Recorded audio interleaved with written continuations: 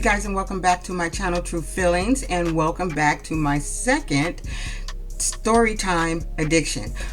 Thank you guys who all watched the first one last week. I am so moved by all the comments and just to see how we all have something in common. You know, we all have something, like we all have a story. My shit's not unique, it's just my story, and we all have something in that story that we can see in each other, and that's beautiful to see, especially during this COVID time. It seems like all we will be able to do is conversate with even people we know and love through an internet. I hope it don't get to that, but it's right there right now. So anyway, thank you guys for all your comments, and I was able to reach out and answer all you guys' comments. I think I did it yesterday and today. So anyway, you guys, for those who don't know me, my name is Crystal. So if you're new to my channel and this is your first time clicking in, this is my second story time. So if you want to catch up, just go let's watch the one I did last week. As you know, I do not do long intros, so let's just get into the story. So of course, last week I left off my first experience with cocaine and doing smoking, freebasing. Okay, at that time I still had one child. So let's just say, after I had my first baby, guys, I stayed in school. I still went to school. My mom bought me a car for my 16th birthday, so I was able to drive to school. So here I am taking my baby to school with me. But at the same time, like, I was doing pretty good as a teen mom. You know, I was going to school still, and I was actually making really good grades. I had my first job working at a place called Nago's. It was like a Mexican food restaurant. Like, I was so proud of myself, but I was still doing cocaine on the weekends. I was that party girl on the weekends. So I was still doing that shit. And then the donor, for those who don't know who the donor is, the donor is the father of the kids. The donor ended up getting a job. We ended up getting a job at the same place together. They don't do that shit anymore. Ooh, Lord, don't want to go back to those days ever again. Jesus. Anyway, I'm still in school. Now let's just get up to, and you know, and during that time, there was not any abuse going on. You know, we would argue a lot, but he didn't put his hands on me. So that was something that wasn't happening. But just someone being aggressive with you verbally, you shouldn't take that, because if they're calling you a bitch and calling you out your name and being aggressive with you like that, it's just one of those things. It's like, wait till he gets your ass by yourself. Anyway, my senior year, you guys, my senior year, I got pregnant during my senior. Those of you who lived in San Diego back in the 80s, the school for pregnant girls, or kids with mothers, teenagers with kids, was a school called Garfield in North Park. So that's the school that I went to, and it allowed you to take your baby with you. But anyway, I ended up getting pregnant my senior year. I had 3 credits to go. Got pregnant my senior year. Now, during this time, my senior year, my addiction to, this is when crack came out. No one's freebasing anymore. Now this shit done went New Jack City. It's crack, Ready Rock. When Ready Rock came out, it changed the dynamics in the world. Like I said, Ready Rock, teenage pregnancy. It was different than freebasing. Once that Ready Rock came out, motherfuckers start putting bars and shit on your house, because we used to have screen doors. Anybody who grew up the way I grew up, we used to have screen doors. When that damn crack came out, people started putting bars around their whole damn. Now I'm feeling like I'm grown and shit, still living at my grandmama's house, you know, feeling like I have my second baby on the way. And trust me, no one was really happy about that shit at all. But still, I don't remember anyone telling me anything about being pregnant for the second time. And like, I did not have those conversations, and I wish I had those conversations. Not to say that that would have helped, like, who knows, because you know, when teenagers get their mindset on some shit, they just stay on their little old dumb shit, you know. So like I said, I'm feeling all grown and shit, and I'm feeling, since I'm pregnant again, he should be able to stay over. Grandma still wasn't having it. Grandma was, this is the house of the Lord. You ain't married, ain't none of that happening under the roof, because this is the house of the Lord. We still had Jesus on the side of the wall in that Bible. So wasn't nothing getting past Jesus on that side of the wall. So here it is, me and this grown ass nigga, he's trying to figure out how much money I get in welfare, because the thing is, if you have a second baby, then you get more money. I'm telling you, this is the shit that was happening with teenage girls in their mind, and then having some other asshole try to tell them how to raising them, really, and raising them to be fucking idiots, like, seriously. And I'll try not to curse so much through this video. So anyway, Your money go up when you get a second baby. Your food stamps go up when you get a second baby. And back then, rent was really cheap. You can get a studio for $275, $375. It was cheap, you guys. So with that being said, I was able to move. And back then, you didn't have to do like credit checks or none of that. If you had the money, you moving in, you can just go on with cash. It wasn't so like it is now. Just like they will make you do a whole credit history and background check and everything just to get an apartment. So anyway, my grandmother was upset. She was really upset the fact that I was moving out. I remember till this day, and I'll never forget the words she said as I was walking out of that house because I found an apartment, moving out. She's crying, telling me, Crystal, please don't go. Please don't go. He's going to beat you and keep you pregnant. Listen to what your grandmama say. Anybody young on here, if your grandmama is telling you some shit, please believe it. She's not just telling you this shit so you can have a bad day. She's telling you because she knows something. But of course, my black ass, I didn't listen. I got my ass out and moved into this shitty ass studio. I can still remember today, you guys. It was a shitty ass studio. It literally had cement floors. Like, I moved my poor little babies to this shitty ass little studio. Like I should have kept my ass at home, but like I said, there was nobody to tell me shit. My uncles and shit, they was all on drugs and shit, so they wasn't doing anything where they can tell me a damn thing. That's when the abuse started. It's almost like he couldn't wait to get me away from my house so he can beat the shit out of me for all the shit that he thought I did in the past. Now, we only stayed in this one unit maybe for a couple of months before a one bedroom came up. So I was able to move into this one bedroom apartment. And you know the shitty thing about that, you guys? Like, my past, I can never forget about it because every day going to work, I drive past that damn apartment because you can see it over the freeway. Like, every day I'm driving to work, I'm reminded that that was the house that I was locked inside of getting my ass kicked. When I moved into the house, I was like an omen. Like, the crack was everybody who lived in the building. There was people that I had went to junior high school with that had moved over there. Like, everybody was on crack, and their mamas too. Like, everybody and their mama was smoking crack. So the 1st and the 15th, you know, all you see was just smoke because everybody was smoking. I'm gonna tell you 2 of the worst beatings that I had taken from the donor. One was Christmas. It was Christmas time. I never can remember why, because it was never. There's never a reason to hit anyone, anything, male or female. No reason. But I remember this being Christmas Eve, Christmas Day, something. I don't know what I did to piss him off, but I remember running around this one bedroom apartment because it's like the door led into the bedroom led to, like, it just where you can just run around. And I remember just trying to get away from him, and I remember hiding in the closet, just trying to keep him the fuck off me. He pulled me out that closet. Next thing you know, I'm in the bathroom. He's literally choking me. He choked me fucking unconscious, dude. He choked me till I fucking couldn't breathe. Sorry for the length. He choked me till I couldn't even breathe. And I just remember just waking out of that. Like, you wake up and you scared. Like, when you get abused, it's like what do you do? Like, you can't fight back. So you're just sitting there quiet, hoping if you're quiet, nothing else. No, like, it'll stop. It always would stop once he got that little crack, though. All of a sudden, it's like happy time. I was smoking it right with him. I ain't trying to make myself seem like an angel, but what else did I have? Back then, I had nothing, you know. I couldn't go anywhere, you know, when you're abused. When someone is controlling your life like that, the only time I went outside is when I was with him. I could not go anywhere by myself. I remember we were walking home from his mother's house. I had my oldest son and my baby in a stroller walking. We were at the stoplight, you guys. This dude drives by. He looks at me. Because the dude looked at me, the donor slapped the shit out of me. Like, all in public and shit. Like, all in public. I cannot make this shit up. So this is the shit that I would go through.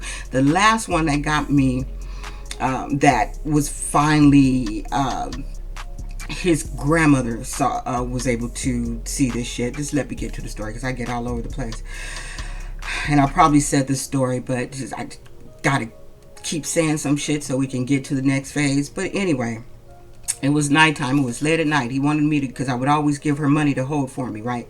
So he wanted me to get this money, and I didn't want to get the money because it's like 2 o'clock in the morning, and that money was for groceries or a bill. It was for something I can't remember. It was so long ago. All I remember, you guys, and I think I said this, he punched the shit out of me in my eye. Like, he punched me with the force of Jesus. All I saw was stars. My whole eye was closed. And then the shitty thing that men do after they see the damage, they're all sorry. And then what? Sex?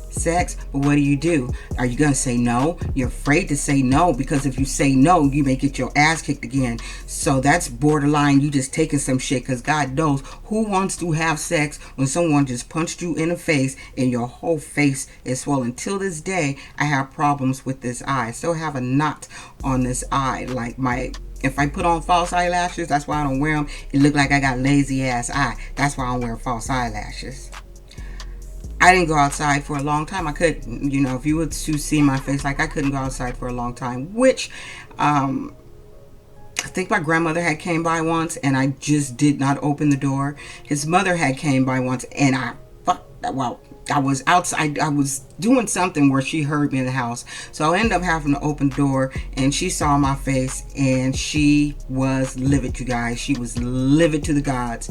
And that's how I end up, because his grandmother she lived in a house, and then she had a house in front of her house where her mother and brother lived. But when they died, his brother and my best friend, who was the same age as me with his groaner ass brother, was living in that house.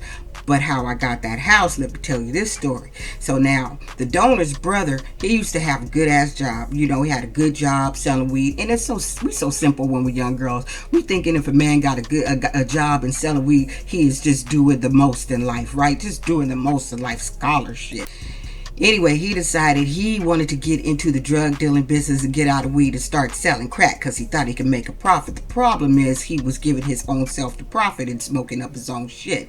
I'm not making this up. Hand to God, in 2 weeks, he lost his job. He had a lowrider. He had a turf truck. That's what was going on. He sold that shit for next to peanuts, and he was a great ass crackhead. Next to I get notification, because I can't remember how we got that notification.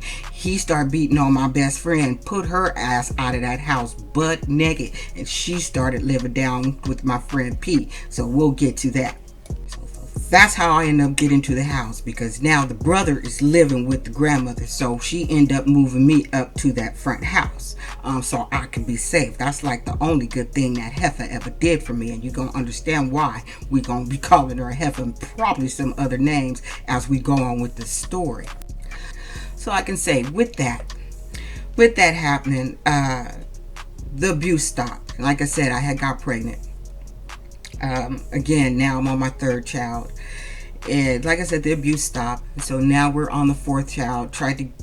Literally tried to get an abortion. That was an issue. He ended up going to jail, and this was 88 because, like I said, he was stealing people's shit. So now this puts me in the position where now I've changed. Like I said, I never did anything without him. I couldn't go anywhere. I couldn't leave the house. If we went anywhere, it was with him. So now I'm able to leave the house. So I'm going down to my friend Paula's house because she had a little boy, and because she lived down there with her mother. They had a yard and everything, and my oldest son they were the same age. So I'd go down there, kick it with them. We'd be smoking weed and whatever, doing shit that young ignorant ass people do with their kids and shit. Let's just say it and be real about it, shit, because we don't think there's nothing wrong with sitting out there smoking weed in front of your little kids. If you're doing that, stop that shit. There's everything wrong with that. I do not agree with that at all. Not when they little. I don't think you should be doing that. But anyway, so I would be hanging out with her, and I didn't have a lot of shit back then because I would spend all my money on my kids. So as far as clothes and trying to look good, so then things started to change for me as far as how I was dressing and everything. I would borrow clothes from my friend Paula.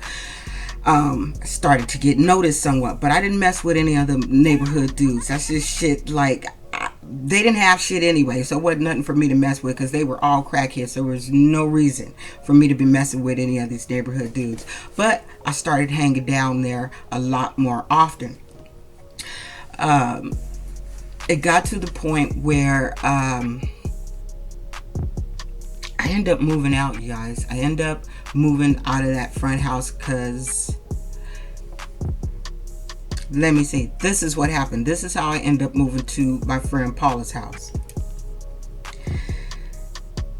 I was at my girlfriend's house. We had went to pick up our kids, my son and her son, from elementary school. The elementary school literally was right across the street from my house, and my two kids were at her mother's house playing, and my baby was with the donor's grandmother who lived literally up the street, so she could see from her house to where I'm at, right? All of a sudden, here's this lady come, white lady. I don't mean to offend anybody, but I have to kind of, this white lady. She comes, little kind of, she was a social worker. So she comes and tells me that there was allegations of abuse. I'm like, allegations of abuse? Like, what the hell are you talking about? So this lady goes into, she goes into P's house, and she's won't tell me because I'm just upset. So I'm like going off, but they can't tell you who made these allegations. Now I'm already knowing who made the allegations. So she checked my kids. So she's like, well, can we just go up to your house so I can look inside your house and look inside your refrigerator? The shit that the social workers do, right? So we did that. Took her up to my damn house, let her look up all in my refrigerator, see if she saw there was food, there was nothing wrong. My little boy had a little mark on his head. It wasn't even mark. It was my lipstick because I kissed my son, right? So she saw that, and she's like, doesn't seem like there's anything wrong here. They closed the case, right? So when that happened, I went to the donor's grandmother's house, and the donor's brother was there. I was pissed. I took her telephone. We had telephones back then with the cord. I yanked it out and I threw it at her ass. I was going off. His brother was trying to get me out of the house. I told him, like, if you ever try to do anything like that with my kids, I said, B, I will kill you. I will effing kill you. From that point on, I got my shit. And because Paula's mom had a big house, so she let me go down there and move. I took my little babies and moved down there with them and never fucking went back up there. Did I still let the kids go and see her? Yes, I did. I wish I hadn't did that. Mistake number one. I shouldn't have done that shit at all. I should have let that go. But during this time, I started meeting, I got into a relationship with an older person, and he was from the neighborhood, but he was, he took care of me, he took care of the kids, he had a good job, and he was, I don't know, it was different. It was a trip having someone even remotely interested in me, because I didn't think I was all that, to say the least, because I had been in the house so much and just been around, I just been a mom and a crackhead, a mom and a crackhead. That's what it was. A short-lived relationship. During that time, because once our kids went to bed at night, we would be like party central over there, right? Just party central. P's mom did not care who came in and out of their house. Although she watched her house, that was like, and it wasn't like strange people going in. It wasn't like that. It was people you knew from the neighborhood. Most of us grew up in our neighborhoods. She grew up in that neighborhood. So it was like, my friend Paul, she had two brothers. Now, this is when I found out about heroin. Still didn't really know anything about it yet, because I wasn't messing with it. But she had two brothers that was dope fiends. I didn't know my friend Paula was doing that shit. She had never showed me that side of her, so I'm not even sure if she was doing that yet. But that's when I remember the first time I did crystal. We had a block party. There was a block party going on, and my kids was with the donor's grandmother. So we're out, we're just having a block party, and there was this dude named Fred, white boy named Fred, on a motorcycle.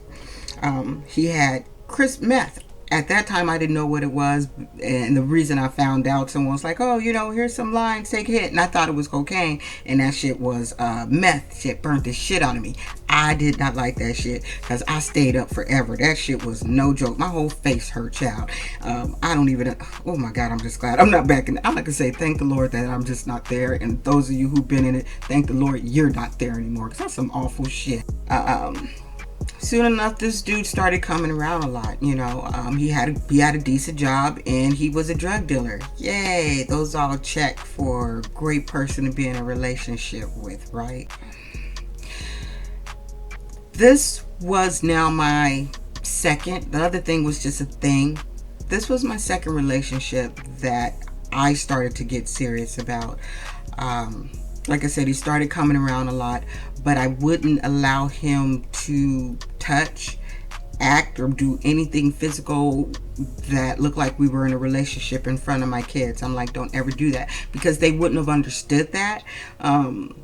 Being that they had never seen their mom with anyone. And that dude I was messing with, I used to tell him, like, don't you come over my house until 10 o'clock, and your ass gotta be gone by 4, 5 o'clock. My kids would, I would never do shit in front of my kids like that. I just was not that type of person. Fucked up I may have been, but not like that. So we started getting to a little relationship.